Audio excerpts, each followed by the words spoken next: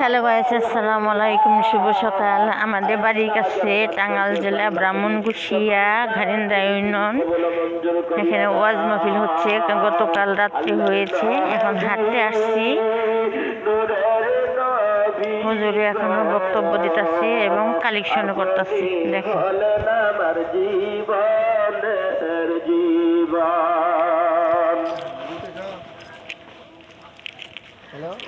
সারানি স্ত্রী 500 টাকা জমির মারহাবা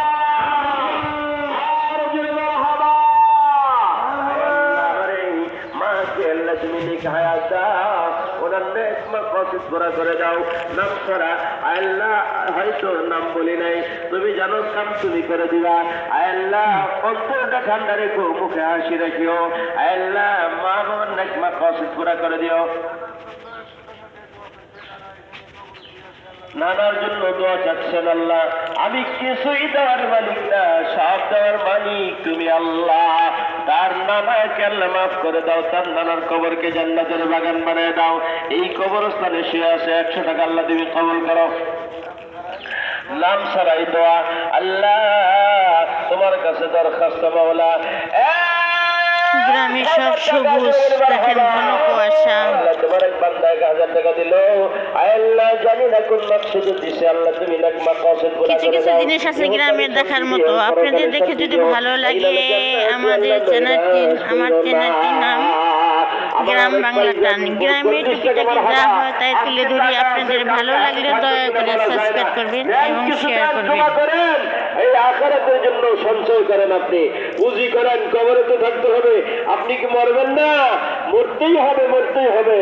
আজি মরণ কাইনি মরমা মরণ মরিতে হইবে। আহারে সোনারি যৌবন মাটিতেই মিশিবে। আরেকজন 50 টাকা মারহাবা, আরেকজন মা 50 টাকা মারহাবা। আল্লাহ তুমি কবুল করো, আমিন। হে দুনিয়া মুসাফির হায়, কবর হবে ঠিকানা। कोई पीछे रवाना है, कोई आगे रवाना।